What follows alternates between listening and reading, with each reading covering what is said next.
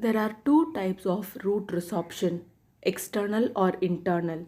External resorption is a lytic process involving the cementum or dentin on the external side of the root surface, whereas internal resorption starts from the root pulp canal space.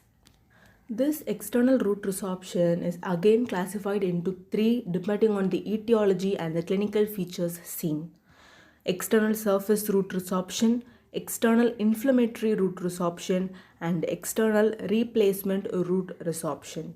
Replacement root resorption is another word for ankylosis. Now let us see the external root resorption and their types in detail.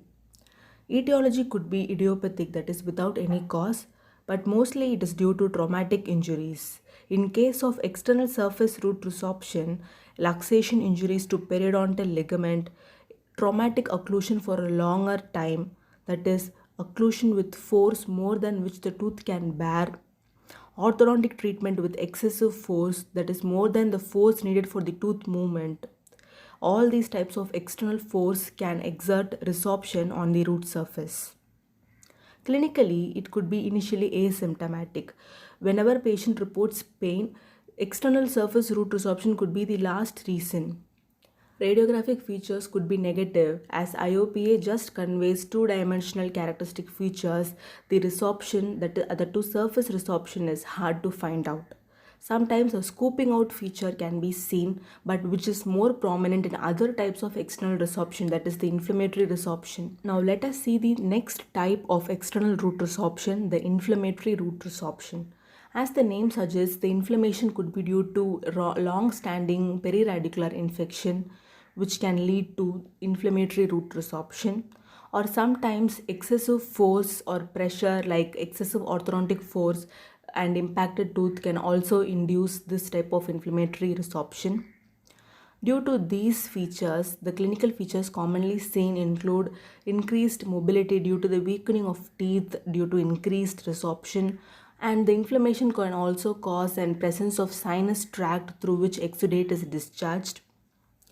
When radiographically seen, the features are sometimes more prominently seen than the surface resorption. Progressive cavitation involving the root and alveolar bone at 2 to 4 weeks after the resorption has commenced is visible. Let us move to the last type of external root resorption, the replacement resorption. Replacement resorption is not a resorption as such, but it is a replacement of the periodontal ligament space by bone or hard tissue. It could happen after any extrusion or intrusion or any avulsed tooth is replaced into the cavity. It could lead to ankylosis or replacement resorption. The clinical feature include metallic sound on percussion because there is no cushioning effect because of the lack of the soft tissue space, periodontal ligament space between the tooth and the bone. Root structure is replaced by bone as seen in a radiographic feature. Pedial space is absent. In both the inflammatory root resorption and replacement root resorption, the root canal outline is normal and runs through the radiolucent defect.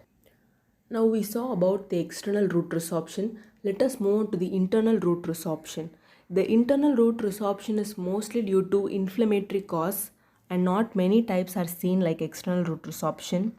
Here the etiology could be either history of trauma or due to crown preparation where proper irrigation is not maintained.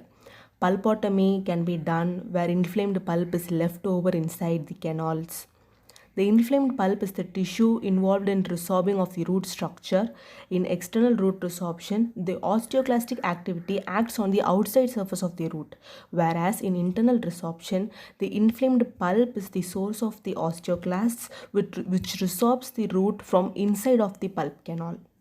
Clinically, internal resorption could be initially asymptomatic until the inflammatory process communicates with the external tooth surface. However, when the inflammation and resorption is severe, the tooth may appear pink due to the increased proliferative pulp tissue within the tooth and the thin external hard surface. Therefore, internal resorption can sometimes lead to pink tooth resemblance. Radiographically, in internal root resorption, the outline of the root canal is distorted. The root canal and the radiolucent defects appear continuous. There is a ballooning defect evident, and it does not involve the alveolar bone present outside the tooth. So, how we will manage any kind of root resorption? Starting with external root resorption, any kind of cause for the resorption should be eliminated if there is any. If the trauma is due to increased pressure of orthodontic treatment, it should be eliminated and treated first. No endodontic treatment is usually recommended in surface resorption, as once the cause is eliminated, the resorption may subside. In case of inflammatory root resorption, endodontic treatment pulpectomy can be recommended. If it is a mature tooth, calcium hydroxide can be used as an intracanal medicament 2 to 3 weeks before obturation. But in case of immature teeth, calcium hydroxide can induce internal resorption, therefore should be used with caution. MTA apexification is a valuable alternative in immature teeth. In case of internal root resorption, endodontic treatment pulpectomy, that is the removal of the inflamed pulp tissue, is the main and recommended treatment procedure.